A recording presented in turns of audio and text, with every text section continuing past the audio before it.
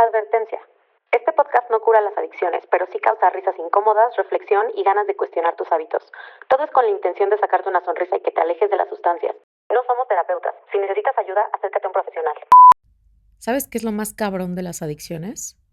Que te convencen de que las necesitas para sobrevivir. Es como si tu cerebro se volviera tu peor enemigo. Un dealer interno que te susurra que sin esa dosis, sin ese trago y sin ese escape, te vas a romper. Pero ¿qué pasa cuando entendemos que no es solo cuestión de fuerza de voluntad, sino de cómo está cableado nuestro cerebro? La psiquiatría nos da una pista. Nos ayuda a entender qué está pasando realmente en nuestra cabeza cuando caemos en una adicción.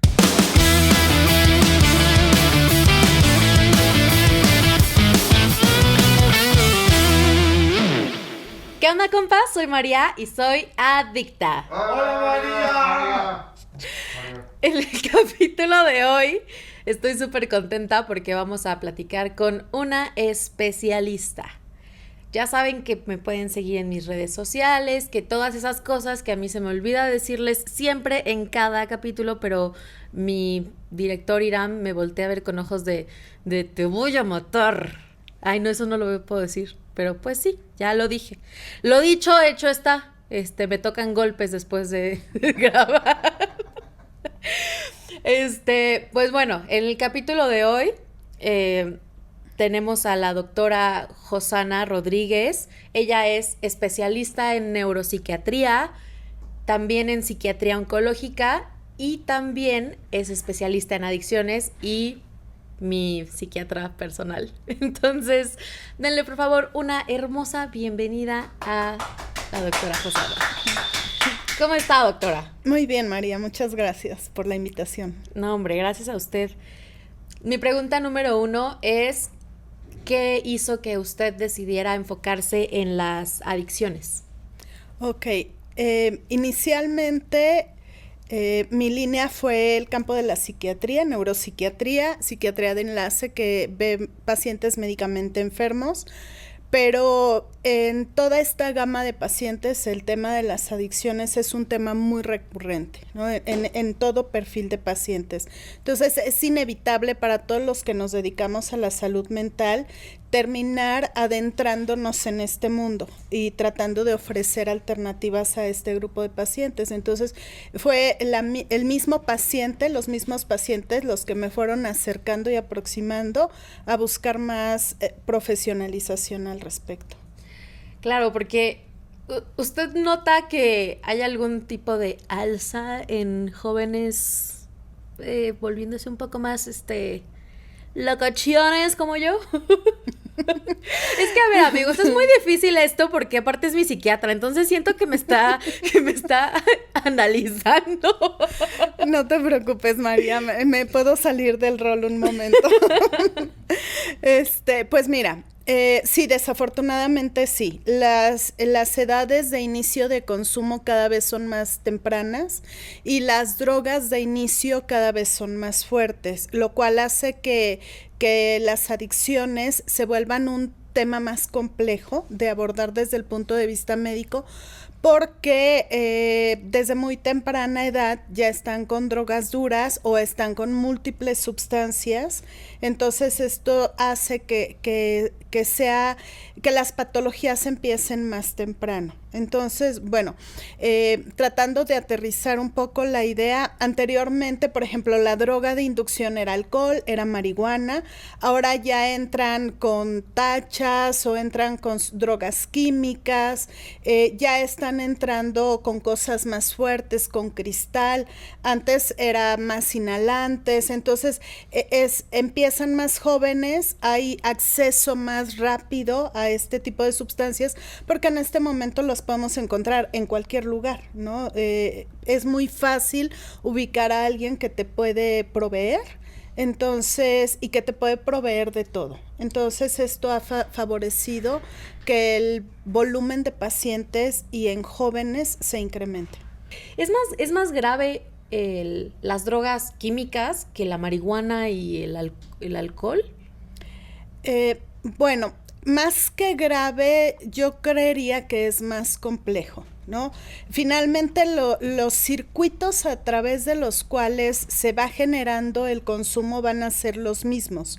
Los receptores sobre los cuales van a actuar las sustancias, pues van a ser específicos para la sustancia que se está consumiendo. Sin embargo, lo que más que grave es complejo. ¿Por qué? Porque estás activando o se activan los circuitos desde diferentes lugares cuando haces combinación de sustancias o cuando inicias con sustancias más fuertes.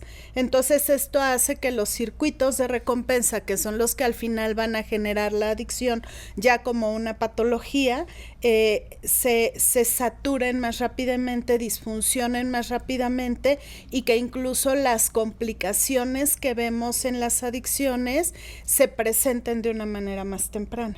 Y a menudo encontramos que la psiquiatría la relacionan automáticamente con medicinas. Y eso está, o sea, y sabemos que muchas medicinas son usadas también como, pues como drogas, como mi caso, ya saben, la historia del Rivotril. No puedo contarlo con risa, pero ya saben que el Rivotril era mi pastor. Entonces, ¿cómo lo ve usted desde una perspectiva más amplia? O sea, la psiquiatría, que no es solo medicinas, ¿no? Uh-huh. Así es. Mira, de hecho, yo lo que te podría decir es que los expertos en salud mental y especialmente los expertos en adicciones, porque dentro de las ramas de la psiquiatría hay una especialización en adicciones, ¿no? Casos como el mío, en donde buscamos la capacitación sin necesariamente hacer una especialización y nos vamos preparando para tener mayor información, pero hay áreas específicas o gente que se dedica 100% a ver pacientes con problemas de adicciones. Entonces, ¿a qué voy con esto? La gente que trabajamos con personas con adicciones, evitamos el uso de sustancias que puedan generar una adicción, ¿no? Entonces, no las utilizamos, si acaso se utilizan en las clínicas, en las etapas de desintoxicación, nada más, y ya después utilizamos sustancias que no generen esto. Sin embargo, hay pacientes que son más propensos o que son más vulnerables a tener contacto con este tipo de sustancias, pacientes que se someten a procedimientos quirúrgicos, pacientes que tienen situaciones de emergencias que generan dolor, pacientes que entran en situaciones de ansiedad y que de pronto no se atienden con un profesional en salud mental, van a ser más proclives a que se les prescriban medicamentos que les pueden generar una adicción. Por ejemplo, entre sus tantos miles de títulos que, ojo, yo solamente mencioné 3, pero son un chingo, está lo de la psiquiatría oncológica. Cuando los pacientes oncológicos, yo tuve al menos aquí una invitada que padeció de cáncer y se volvió adicta. ¿Qué tanto ve usted en los pacientes oncológicos la posibilidad de que se vuelvan adictos? Ok, mira, bueno, no soy psiquiatra, no soy especialista en psiquiatría oncológica, pero he trabajado con pacientes oncológicos durante 13 años. Ay. Y durante ese tiempo ocupé la jefatura de un hospital que se dedica a la atención de pacientes oncológicos. Entonces, sí tengo una expertise muy amplia, y sí me considero apta para hablar del tema.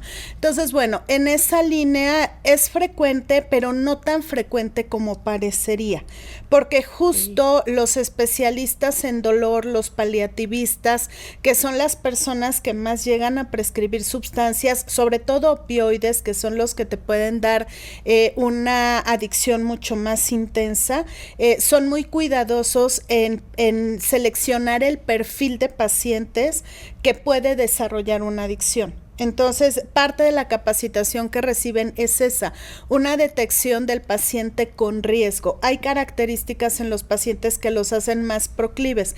Esto no quiere decir que cualquiera pueda desarrollar una adicción, pero sí hay perfiles que tienen una mayor tendencia, entonces se cuida que no suceda. Llega a suceder, sí, por supuesto que llega a suceder, porque hay pacientes en los que es inevitable por la escalera de dolor o por la escalada de dolor, se tiene que ir haciendo una escalada analgésica que te va llevando al uso de medicamentos más fuertes. Entonces sí puede llegar a desarrollarse una adicción.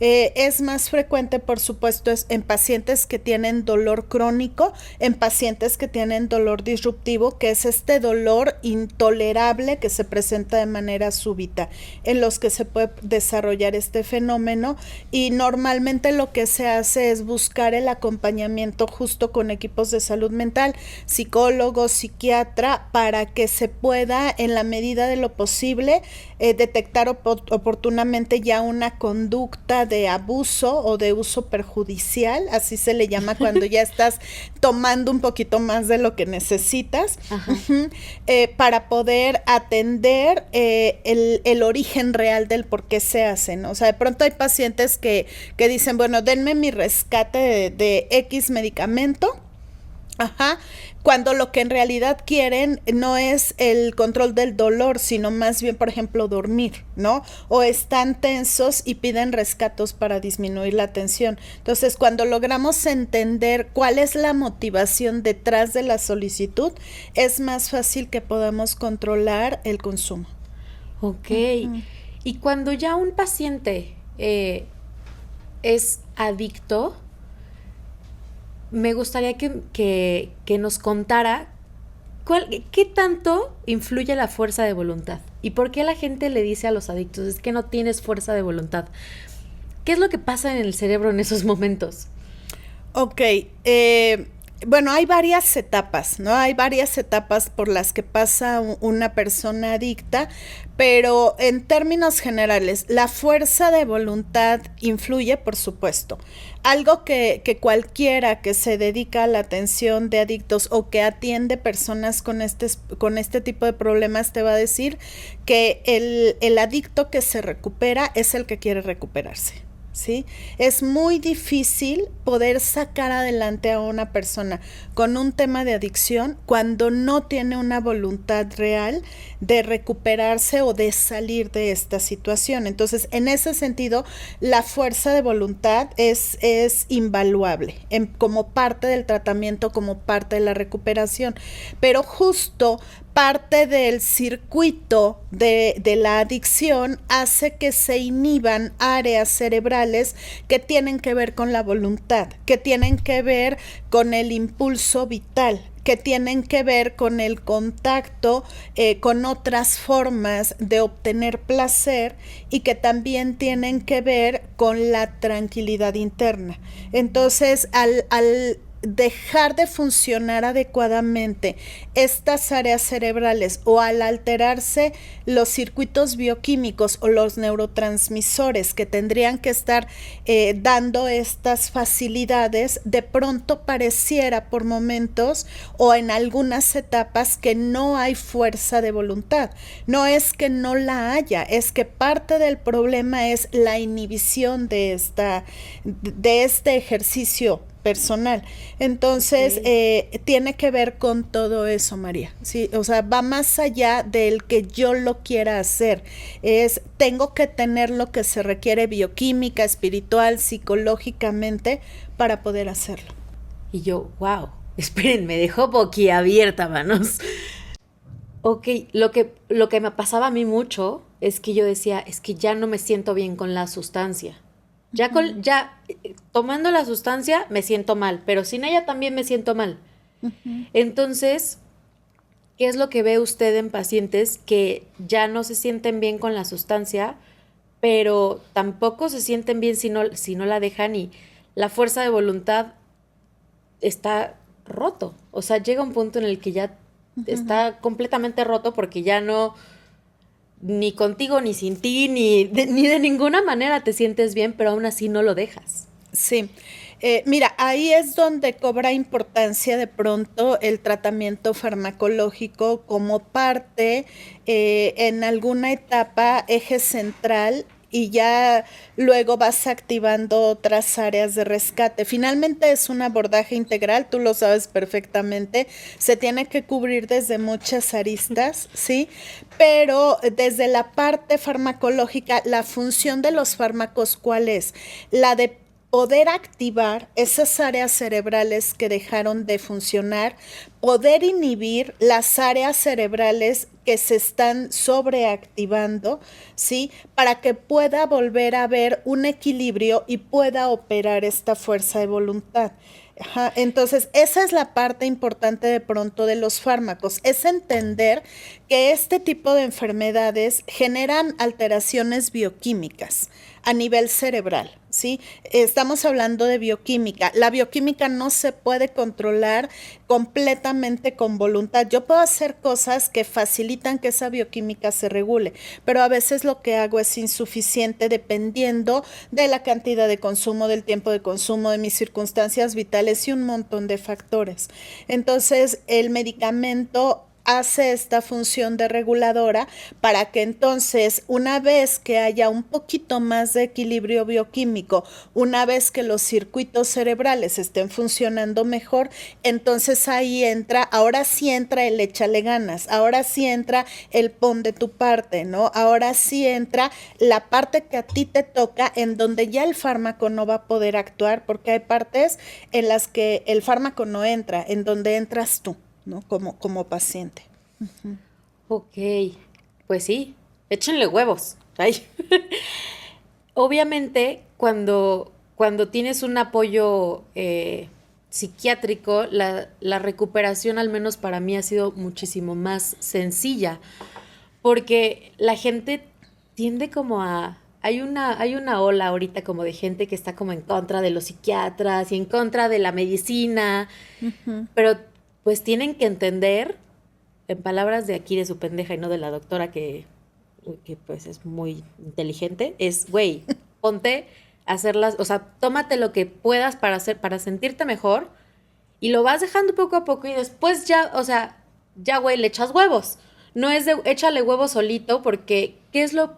En un mal escenario, doctora, ¿qué podría pasar si una persona deja una sustancia y no se ayuda con un tratamiento psiquiátrico? Puede haber muchos escenarios, tanto de complicaciones mentales como de complicaciones físicas. Sí, va a depender mucho de la sustancia, María, porque cada sustancia te va a dar supresiones diferentes, síndromes de abstinencia distintos, pero digamos que dentro de las complicaciones mayores, pues pueden tener brotes psicóticos, es decir, pueden salirse de la realidad, pueden tener intentos suicidas, pueden tener brotes de agresividad tan intensos que puedan resultar de alto riesgo para las personas que les rodean. Ajá, pueden tener convulsiones, ¿sí? Y pueden tener también cuadros de delirium, que son como complicaciones, es como si el cerebro se intoxicara y entraras como en una especie de ensoñación. Ajá, en donde pierdes el contacto de la realidad, entras, sales, pero que está ligado a mortalidad en niveles muy altos, ¿no? Aumenta el riesgo de mortalidad en cualquier persona en un 50% en los próximos 6 meses, ni siquiera en el momento exacto. Entonces, el tener un abordaje médico, una aproximación por un especialista, te va a permitir evitar ese tipo de complicaciones, te va a permitir tener una abstinencia con un menor sufrimiento, con más posibilidades de éxito, ¿sí? Porque al final, ¿de qué se trata? La persona que cae en el consumo de sustancias es muy frecuente que tenga mucho dolor detrás de sí o muchas complicaciones detrás de sí. De pronto habrá que considerar esta fantasía, porque al final es una fantasía o un tema, pues un mito, ¿no? Porque no es una realidad que te dan medicamentos y entonces te haces adicto al medicamento. Y no, es entender que la adicción es una enfermedad y que cuando tú te enfermas te tienes que tratar, ¿sí? Si a ti te da gripe, te tomas un antihistamínico para sentir menos malestar. No te va a curar la gripe, pero te ayuda a controlar el malestar. Si te dan anginas, tomas un antibiótico. Si te dan adicciones, si te enfermas de una adicción, tendrías que recibir tratamiento que te permita curarte de esa adicción. Entonces, creo que aquí es bien importante el desmitificar esta parte de como soy adicto a una sustancia, entonces no puedo utilizar otra sustancia para tratarme, ¿no? O sea, creo que es un error muy grave y que finalmente a qué te lleva a riesgos y sufrimientos que no necesitas. Claro, porque creo que si te la quieres echar a la viva México, pues güey, que Dios te bendiga, ¿no? Pero si puedes aligerarte un poquito el camino, es, pues güey, yo diría, no seas pendejo, y pues güey, o sea, busca ayuda profesional. ¿En qué momento se liga la psiquiatría con la psicología en el tema de las adicciones? Como un tratamiento integral, ¿qué sería como lo que usted recomienda? Igual, creo que de pronto mis respuestas están siendo muy difusas porque depende de muchas cosas, pero en términos precisos, ¿en qué momento se liga desde el primer momento? Por ejemplo, ¿usted cree que una persona que no tiene tratamiento psicológico, o sea, con un psicólogo, pero sí con un psiquiatra, pueda salir con la misma facilidad que alguien que tiene tratamientos con psicólogo y aparte con psiquiatra? Eh, Mira, volvemos un poquito como a lo mismo. El tratamiento es un tratamiento integral. Sí, el problema de las adicciones es una enfermedad muy compleja porque implica factores biológicos, factores genéticos, factores sociales, factores medioambientales, factores que tienen que ver con lo médico, con lo psicológico, ¿sí? Entonces, el abordaje que te va a dar mejor resultado es el abordaje multidisciplinario. Mientras más especializada sea la persona, es probable que pueda darte un mejor resultado en cuanto a la resolución de tu conflicto. ¿Sí? Aquí es, ¿qué es lo importante? Llevar el abordaje conjunto psiquiátrico y psicoterapéutico. Es decir, tú puedes tener un psiquiatra que además sea psicoterapeuta y que además tenga algo en relación a las adicciones y te puede dar un buen resultado sustituyendo el trabajo del psicólogo en términos de psicoterapia.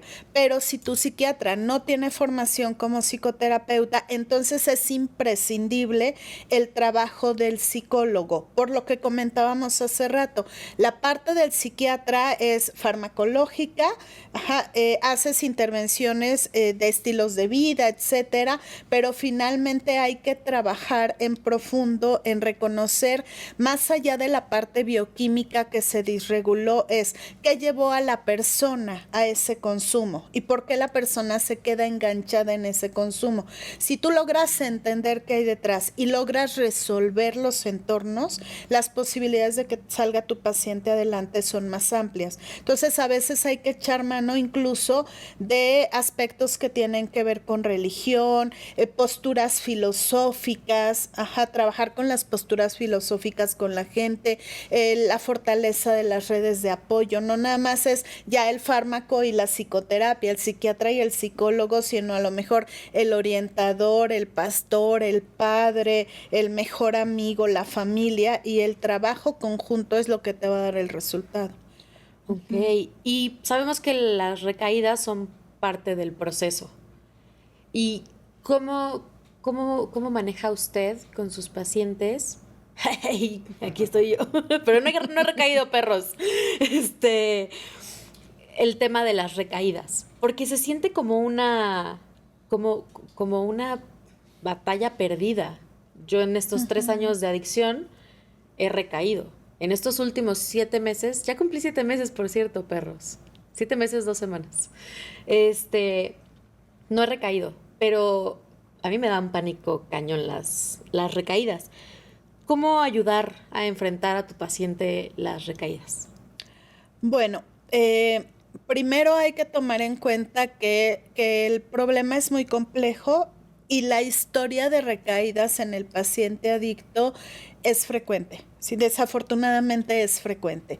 Sí, hay pacientes, por supuesto que a lo que se le apuesta siempre en los tratamientos es a que haya el menor número de recaídas, a que podamos controlar la recaída lo más tempranamente posible, ¿sí? Y a que el tiempo entre una recaída y otra se prolongue lo más que se pueda. Esto no quiere decir que todo paciente va a recaer, pero sí tenemos que considerar dentro de lo que se aborda con el paciente la posibilidad de una recaída. Y creo que también es importante, justo como tú lo decías, poder quitar esa carga al paciente de que si recae es un fracaso, no le echó ganas, les falló a todos, en realidad no quiere salir adelante, estuvo fingiendo, etcétera, ¿no? O sea, es entender que es una situación compleja y aquí es tratar de lograr que podamos dar la atención oportuna lo antes posible para que la persona pueda tener una recuperación, porque si logramos que no mantenga la adicción de nuevo a los niveles que la tuvo y por el tiempo que la tuvo, por supuesto que vamos a lograr una reversión mucho más rápida y las posibilidades de que haya una próxima recaída van a disminuir. Ok, wow. Amigos, es que yo estoy tomándolo como terapia.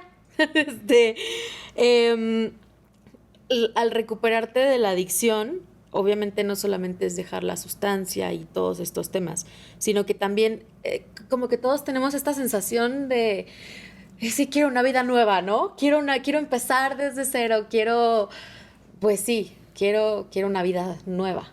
Uh-huh. Entonces, ¿cómo ayuda usted a sus pacientes a que tengan una vida a partir de? Uh-huh.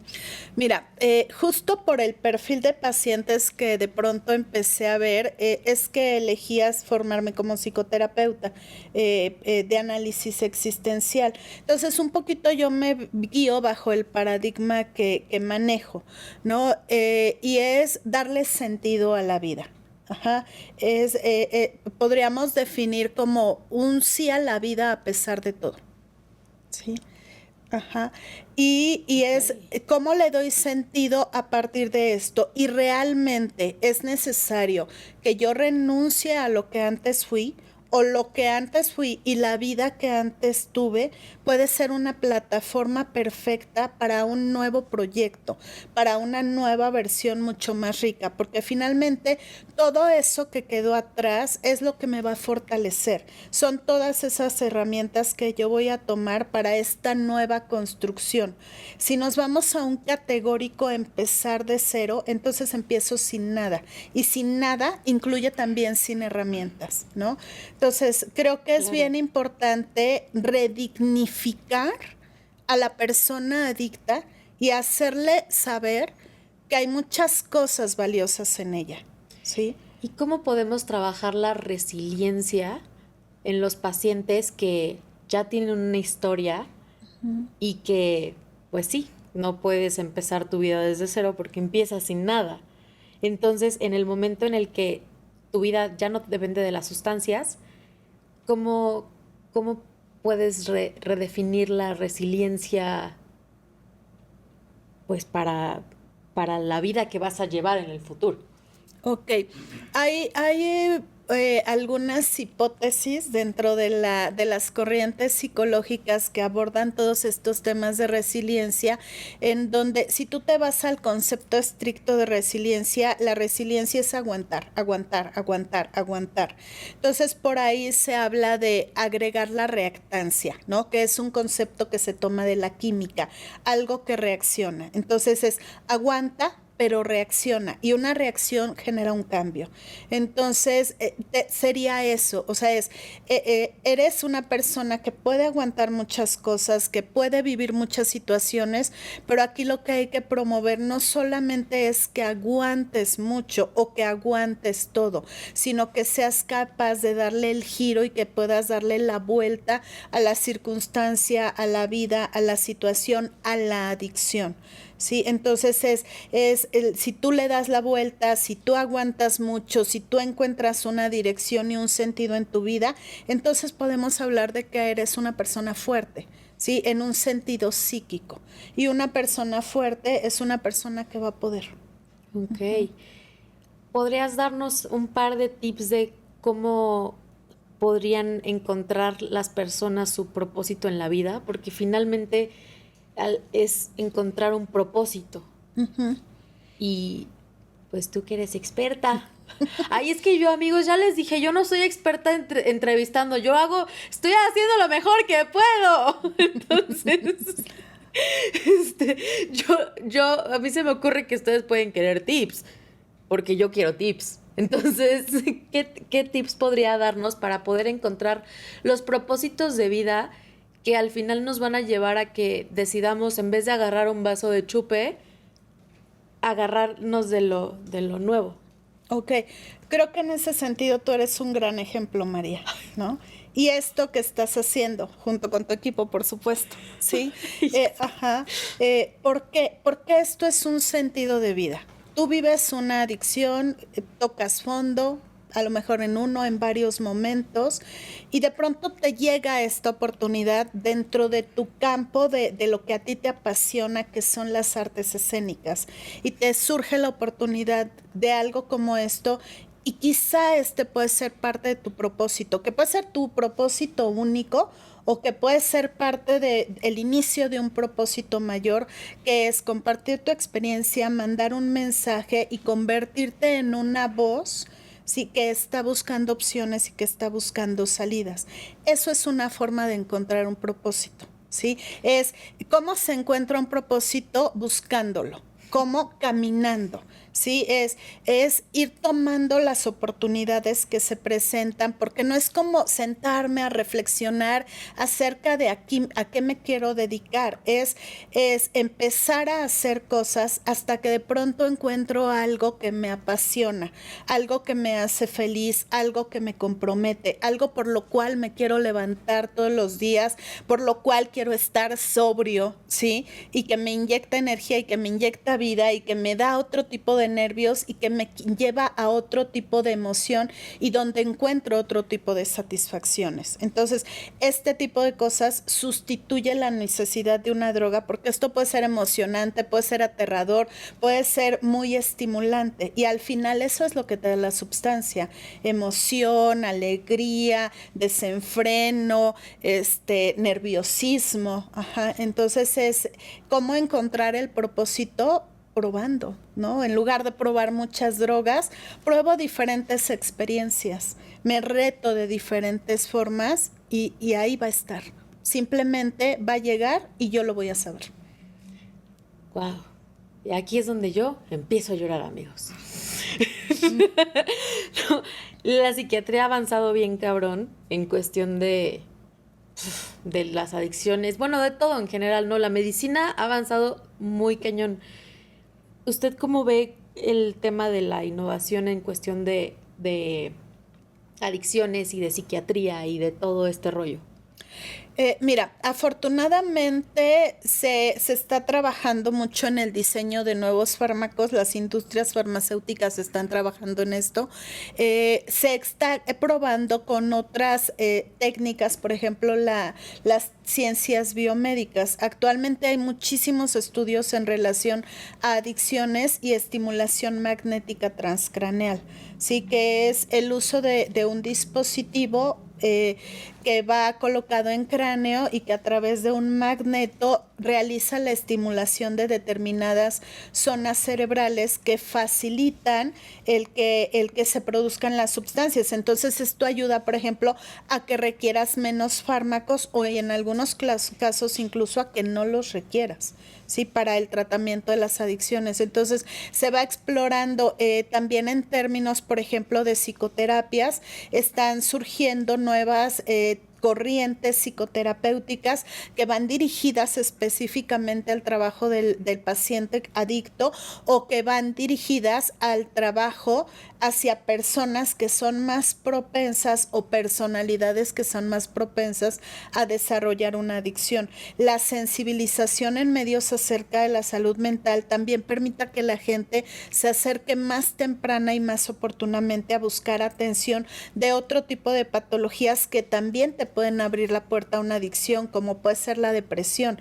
La correlación entre adicción y depresión, por ejemplo, va arriba del 80%, está alrededor del 83%. La ansiedad y el uso de alcohol está fuertemente relacionadas. Muchas personas usan el alcohol como una forma de tranquilizarse. Lo vemos en la televisión, en el cine. Llego del trabajo, me sirvo mi copa, me siento a ver la tele. Yo soy ¿sí? esa. Yo soy esa. Entonces es el tener como estas estrategias, ¿sí? Tener estas estrategias psicoterapéuticas nuevas que te permitan ir rompiendo estos modelos y trabajar más directamente sin tener que estar 8 años hablando sobre un tema, sino a lo mejor ir a abordar específicamente una situación en 8 o 7 sesiones, ya estás fuera, también facilita mucho. Wow. Y para finalizar, doctora, ¿qué sería el consejo o qué mensaje le daría a las personas que nos están viendo que sufren ahorita mismo en adicción y que están todavía consumiendo? Suelta esa cerveza, perro. Suéltala, suéltala. Eso. Ahora sí, ¿qué les diría? Bueno, yo lo que les diría primero es que no están solos en esto. Sí, que tienen que tomar conciencia que probablemente el tema de las adicciones pueda ser una situación que los pueda rebasar si pretenden hacerle frente desde lo individual, que es importante que puedan recurrir a sus redes de apoyo cercanas, a las personas que les son queridas, pero que también existe gente profesional que está capacitándose mucho para poder ofrecerles una atención de calidad, con ética, asertiva y que les pueda ayudar a transitar esta situación con menos dolor, con más rapidez, con más asertividad, con menos costos a todos los niveles, que es importante descubrir qué es lo que los está llevando al consumo de la sustancia. Sí, ¿qué papel está jugando esta sustancia en mi vida? Y a partir de eso, ¿cómo puedo resolver o puedo sustituir? ¿Sí? Que es algo complejo, que tienen todo el derecho a sentirse como se sientan, enojados, frustrados, tristes, decepcionados, hartos, pero que para que pueda resolverse esa situación, realmente los necesitamos, ¿no? Necesitamos el compromiso real del paciente para poder lograr el cambio. Sin el paciente no podemos. Claro. Así que recupérense, estúpidas. Les dejo las redes sociales de mi hermosa doctora para que la sigan. Ay, ¿verdad? No, por si quieren, la neta es que pues es mi psiquiatra y es bien chingona. Pero punto y aparte de eso, justo voy a cerrar lo que usted acaba de decir con algo que no les he platicado. Y es que por fin, después de ya un rato sin tomar, me encuentro con que las pasiones a las que yo ya les había encontrado desgano y que ya no me gustaban y que ya me aburrían, otra vez me están empezando a gustar las cosas que en un inicio en mi vida me apasionaban. Ya encuentro pasión en grabar, ya empiezo a encontrar pasión en mi chamba en redes sociales y creo que pues soy un testimonio real, güey, aquí enfrente de ustedes, diciéndoles que sí se puede, güey. Sí se puede y pues se pone bien chingón todo. Cada vez se pone más chingón. Les agradezco mucho, le agradezco muchísimo, doctora. La verdad es que, pues no solo le agradezco que venga, sino le agradezco por hacer que ya no estoy loca. Más o menos. Más o menos. Todavía dice más o menos. Muchísimas Muchísimas gracias y nos vemos en el siguiente capítulo. Y pues síganme en mis redes sociales. Muchas gracias a RSS Media, muchas gracias a todos. Los amo, les mando muchos besos en el cachete porque tengo una doctora aquí al lado. Muchas gracias, hasta luego.